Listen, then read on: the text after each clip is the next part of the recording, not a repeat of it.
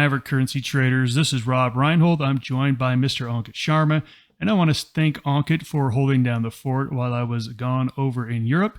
It is good to be back, and I came back to a sideways market, which is really nice. A lot of times when I travel, the market is crazy, and this time the market was really pretty good, and then the day I came back, the market decided to get exciting, which is exactly how I would have planned it. So let's get into the currency room. In this session, we're going to go through the previous week. We're going to take a look at what happened last week. FOMC meeting was a huge deal last week. It changed the market. So we're going to dive into the current market analysis. We're going to update all of our scores across all the currencies. And then, as always, we're always looking for trading setups. Disclaimer. This video was created for professional Forex and crypto traders. Maverick Currencies is a proprietary trading firm that employs professional traders around the world. Our traders trade firm capital and keep 70 to 80% of profits they generate. All trades and analysis in this video are for professional traders only. If you are interested in becoming a professional Forex and currency trader for Maverick, click the apply button in the video description. Let's get ready for next week. The big news of the week was the Fed. That was the big news. So we were really flat for most of September and flat for the first 3 days of the week. And then we got the FOMC, and they did as expected. They kept rates exactly where they were. But in their projections going forward, they actually removed some of the rate cuts that they were supposed to do in 2024 and 2025. So they essentially hiked rates going out to the next year or two, higher than what the market expected. And so the market did not like that because the market has been thinking, oh, the Fed is going to stop cutting rates here or stop raising rates, and then they're going to start cutting rates in a year or two. That is what changed, and the market reacted pretty badly to it. Now, the stock market reacted badly to it, but the bond market reacted wildly. We had a big breakout. We are now up to the highest 10-year yield since November of 2007. Yes, you heard me right. November of 2007. We'll take a look at the bond charts here in a little bit. So that put pressure on everything. So anything that is considered a risk-on asset, it got hit. Cryptos are a risk-on asset. Those got hit as well. And we just had a ton of news. And I don't want to spend like an hour going through all the news that we had here. So I'm just going to go through a couple of key points, and then we really have to move on to what's going on next week. I want to point out the first one, the Canadian CPI. That number is a hot number. The Bank of Canada has been very happy with how inflation's been coming down. They've started to pause. This number is putting them back on the table to possibly having to raise rates again. So the CAD was a good performer, and the CAD is looking quite nice here. Next one I want to point out is the pound CPI. Now, if you follow the story in the UK, inflation has been running at 7, 8, 9, 10%. The Bank of England cannot get it under control, and they've been raising rates aggressively. And this number basically said, hey, they finally did it. They finally have broken inflation down, and it's coming down way faster than expectations.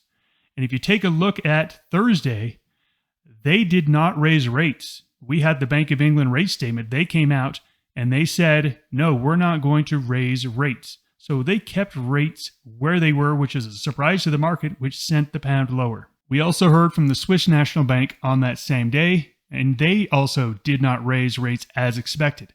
The Swiss franc has been one of the best performing currencies, and this did not help it whatsoever. The Swiss franc has turned decidedly bearish here on the daily chart. And then the last one I want to talk about is the Bank of Japan. They came out and did exactly what we expected. They stayed dovish. They said, nope, we're the only central bank that's not going to raise rates. We're going to keep rates low, and the yen fell after that news. As you can see, we only touched on a few items of the news, but that was a big news week last week. So let's look at the numbers and let's see what happened across the board. This is where we were at the beginning of last week. We were very sideways, and we talked about how sideways we were. There wasn't a lot moving. And we said, wait until the Fed meeting, and we're going to get the move. we absolutely got the move after the Fed meeting. This board will change quite dramatically after we go through everything. In the stock market, we had a down week. S&P down almost 3%. The world index almost down 3% as well. Crypto down. Gold was up, which again, this is a defensive asset. So we are not surprised to see gold up. And oil down 1.2%. That is a very small move compared to the massive run we've had in oil lately. Let's take a look at this S&P chart. In my end of day post I did on Wednesday, I pointed out this range we were in. And I talked about how we were sitting right at these support levels. And I said that Friday we had to bounce. We had to bounce. Now, early on Friday, if you take a look at this candle, this was a nice little green candle at one point on Friday. But by the end of the day, it had sunk down. Look, we have not broken through support yet, but it's definitely looking very, very ugly here. So we went from being right in the middle of a sideways range for the last month, really just hanging out in this range. All of a sudden, we're now looking to break down. And even if we get a bounce next week, I think you short this bounce. I think you short this bounce or we break down. I think this market is ready to go lower. Now, Ankit and I were talking earlier about where we are. We are in the weakest 6-week period in market seasonality. What that means is that from September 1st to October 15th, these are the weakest 6 weeks of the entire year historically in the stock market. So, Ankit and I were talking. Here's the question, Ankit. Is this move just this 6-week seasonality, or is it like 2018 where we broke lower? What do you think? I mean, that's a good question. And, I was kind of asking the same question to myself because where we are, this is not unexpected. As we go into September till October, this is where volatility picks up. That's exactly what we saw. VIX shot up higher, and we are seeing the equity market struggle. So the really big question is that how do we transition from a third quarter then to a fourth quarter? And I think we were talking about how 2018, everything was good until the fourth quarter, and everything started to fall apart. Overall, if we go back in history, a lot of times we see market does this, but then it kind of covers up like as we get into the second or third week of October. Is that the case this time? We really have to wait and see. So I think we don't need to get ahead of the markets or get ahead of ourselves. We just need to keep in mind is that there's definitely emotions running high as the markets are falling, but we just got to keep that in mind is this the is this the top? Are we going to just, fall apart and close at the year's low? I mean, if that's the question, I think it's too early to say that. And Ankit, I'm very, very confident in a bearish outlook till October 15th. And I'm going to throw up a chart here. And we literally bottomed out. We had really terrible price action in September and October of last year. October 15th was the bottom, and we had a massive rally from there. So I'm looking at this thinking, okay, we've got a pretty clear bearish market from now till October 15th. After October 15th, I don't really know. But I do like this market on the short side for the next couple weeks. Let's take a look at the performance here. Surprisingly, the Kiwi was a stellar performer. You would typically not see this on a down 3% market, but the Kiwi said, hold my beer, I'm going up anyway. As you can see here, a lot of things that are flat. The standouts are the Swiss franc and the pound. These charts have broken badly. I know I made a trade on pound CAD this week. Turned out very, very nicely. I think this is where you want to be. I think you want to stick with the winners. And the clear losers here are yen, Swiss franc, and pound. We move over to cryptos here. You can see the cryptos, yes, you had Bitcoin go up a little bit this week. Not a big deal. We saw selling across the board in the cryptos. So let's go ahead and update our analysis here. We were at a pretty solid 0 to -1 in equities. We are now at a -2.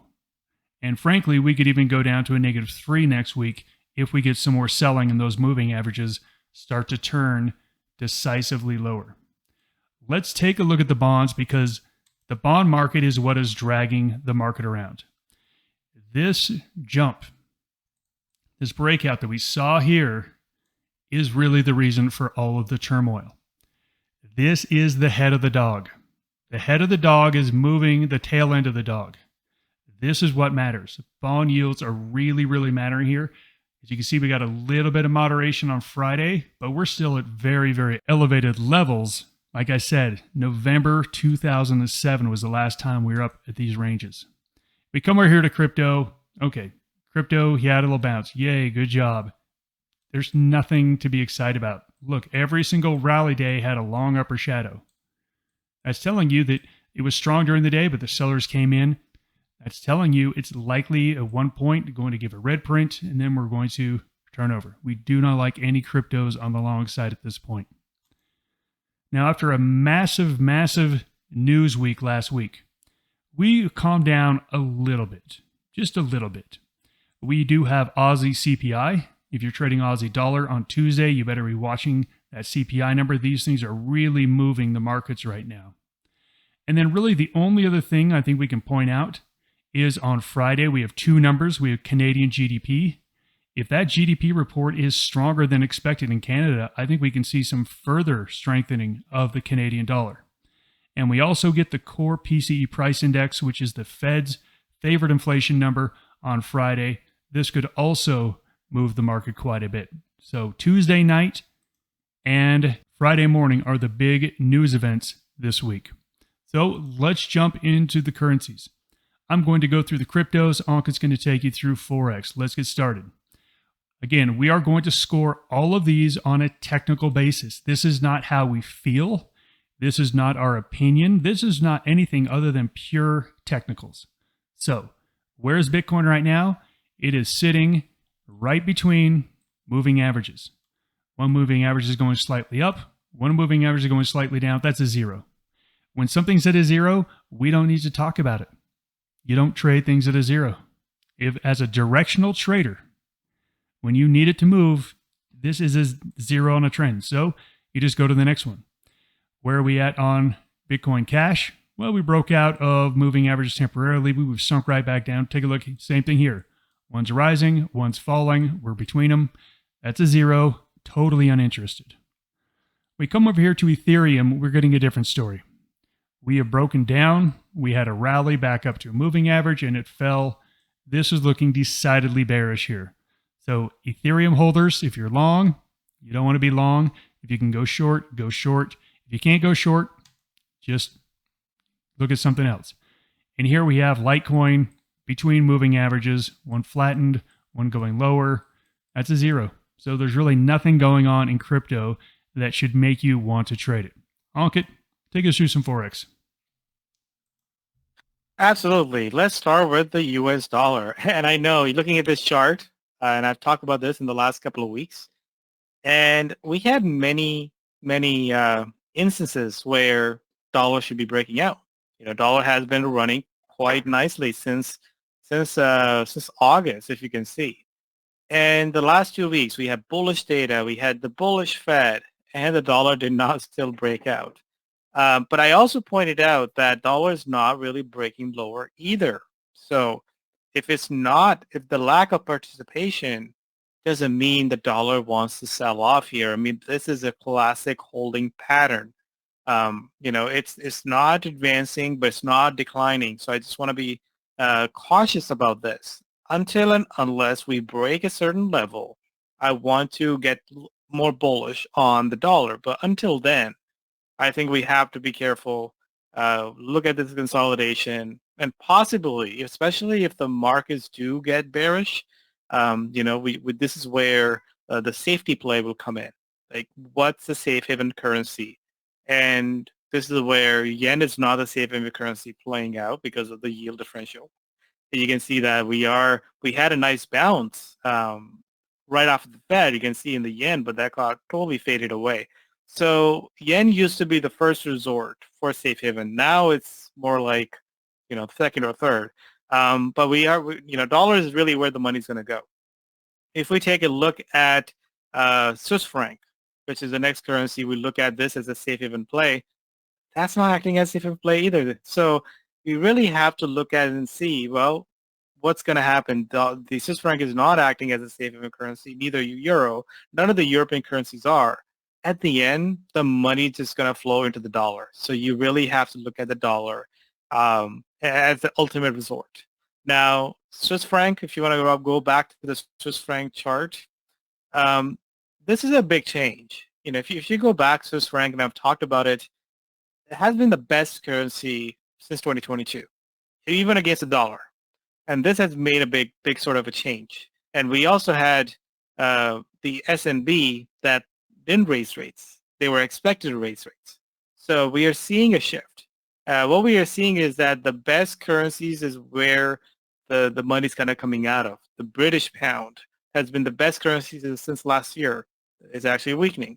Looking at the Swiss franc, best currency since last year, and it's weakening. So we are seeing a rotation, and I think that's the theme for this week. The moves don't really match with the correlation, but they do match with the rotation. And we are seeing the money coming out of the European currencies. And if it doesn't go in the dollar, then where is it going? It's going into the growth currencies. Euro, that's not really where the money's going. We had a big drop in euro last week after, even though they hiked rates, their tone was a lot more dovish. But you can see that we are in a holding pattern there. But I won't be surprised if the euro also joins the Swiss franc and the British pound. But for right now, I like the pound and the Swiss franc better. We are running into these oversold levels. I just want to, if you look at the charts, we are very much oversold. So I would love to see a bounce or a base to get short again. They do look extended to me. And even if we see a rally, again, I think that rally will be short-lived because, again, the trend will then kind of bring you back. So if you look at the technicals, we are seeing a bit of a death cross where the 20 is breaking below the 50. We're seeing the same thing in the Swiss franc. We're seeing the exact same thing in the British pound. So I would love to see a bit of a rally to short into. We do need to acknowledge that it is at oversold levels. So that still be a trade. We just have to look at the setup before we jump in. British pound, again, looks the weakest across the board. So here we are, Canadian dollar. And I've talked about how Canadian dollar have sort of, start trading independently from the US dollar. And believe me or not, the dollar has been the best currency for the last few weeks. But if you take a look at dollar against the CAD, CAD has been the best currency so far this month. So right now we are seeing Canadian dollar outperform. And again, this could be just because the inflation is also running hot in Canada and the expectation. And again, Bank of Canada is very hawkish as well. So here we are kind of having the exact same scenario as like 2022, where, now it's back to the inflation scenario. It's back to the hawkish Fed. And whoever gets hawkish will see the currency appreciate. But whoever does not, then they would actually sort of suffer. We've seen that with Bank of Japan. We're now seeing that with Bank of England. Now we're seeing that with even Swiss Bank because they did not raise rates. So we have to kind of go with that sort of rotation there. I like that CAD over there, doing very similar like the dollar here. So again, I think there's no reason to be short the CAD. Now let's talk about growth currencies. And this is where I know it was sort of a head scratcher here as the Aussie and the Kiwi were one of the best currencies this week, especially the Kiwi. So we are shifting from being underperforming, and now the dips are getting bought out. So putting the relative strength and looking at the correlation aside, I think this is an important change that the dips are getting bought out. So I think this is the only time, ironically, that the Aussie and the Kiwi looking better, even though we had a very bullish market earlier this year, but then the Aussie and the Kiwi, they've been underperforming. So we are seeing that rotation, and I would like to follow that rotation as long as it continues to hold in that pattern, as long as those dips are getting bought out. So I do like the Aussie, but I think I like the Kiwi much better as you take a look at the chart. Aussie's a +1, but Kiwi has turned from a 0 now to a +2. It's a clear breakout. Again, all of these setups, you'll notice that they seem overbought and oversold. That's where we are. I would love to see the next maybe a week or two to see things sort of retrace or pull back, and I think that would be a great opportunity to kind of get long those currencies or short those currencies. So, going into next week, I am mindful of where we are, but at the same time, stick with the direction. That's the key. Reversals, they're not as evident in these markets, so don't go after reversals unless you really start to see those currency baskets move. But we're not really seeing a lot of intraday reversals. So stick with the direction, and once the direction starts to change, then change your outlook accordingly. Well, talking about change of directions, I want to throw up a picture of where this trend scoreboard was just last week.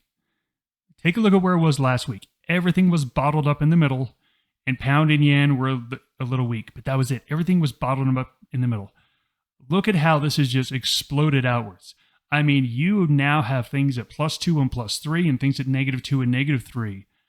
Things really changed. And so, Ankit, you're exactly right. It is early off in trends. We went sideways for a couple of weeks. We're at the first week of this change. I think there's lots and lots to go in these trends. So I think you just want to stick with the strong. I like CAD the best. CAD is my #1 currency, followed by Kiwi is my #2 currency. Now look, as soon as dollar breaks out, I'm going to move that up above the Kiwi. But until dollar breaks out, I'm looking at CAD 1, Kiwi 2. And on the weak side, I think you're right. That pound looks terrible, but it is overextended. So what is the best trade for the week? I'm still liking Swiss franc on the short side. I don't think it's too overextended because it had such a run over the last 4 to 5 months. And I like that yen short as well. Here's the thing. If the equity markets get really weak, that yen may get some safe haven buying, which is why I really kind of still like the Swiss franc here. It looks truly broken at the moment. So I'm looking at, CAD Swiss franc and dollar Swiss franc. Now, let's talk about what's moving right here, right now, because that trend board is what we think is going to happen over like the next couple of weeks. This is what's happening right here, right now. So if you're going to make a trade like right here, right now, the Kiwi's showing the most momentum, followed by the CAD and Aussie. And what's showing the most momentum on the downside is the cryptos. They're looking terrible. But in Forex, we're looking at Swiss franc and yen and pound. Now look, pound is going to keep going lower until it bounces. That could be, it could be Monday, it could be Wednesday, it could be Friday. The pound is weak. It's just a little overextended here. So same thing here. Swiss franc and yen are at the top of my list. So let's go take a look at some of those pairs. I'm starting off with CAD #1, Kiwi #2, and on the short side, Swiss franc #1, yen #2. I'll take a look at those crosses, and then you can take a look at what you want to take a look at. Do you want to be a professional trader? Maverick Currencies is the oldest US-based Forex and crypto prop trading company that will pay you for trading with our capital. Trade our capital and keep 70 to 80% of the profits. We are looking for traders just like you that are hardworking and motivated. Click the apply link on the top right of this video to see if you have what it takes. That link takes you to a 4-minute video that explains the trader position available, and you read a list of FAQs that answer pretty much all the basic questions you have at this point. After watching the video and reading the FAQs, if you're interested, fill out an application, then you'll watch the full-length recruiting video, and then schedule an interview with one of our traders. Are you our next trader? So my favorite cross, CAD Swiss franc. So take a look at where we are on a daily chart. Take a look at the huge movement we've had. So just about a year ago, we were at 78 cents, and we came all the way down to 64 cents. Okay, 14 cents on a 78 cent currency. That's about 20%. So this has lost 20% over the past year, and we've now finally turned. And yes, we've had a big move off this bottom, but it's hardly recovered what it lost over the last year. So if the trend has definitely changed, where the Bank of Canada is going to get more hawkish and the Swiss National Bank is going to get more dovish, which was the exact opposite of a year ago, I think there's more room to go. So the daily chart is showing same thing. It's very overextended on a daily chart. We can still trade this. We just have to understand that we can't stay for too long. We just can't stay for too long. The 4-hour chart, is giving us great entry points. Runs up, bases. Runs up, pulls back. Runs up, pulls back. We're just waiting for one of those things to happen. So we're having a little pullback here.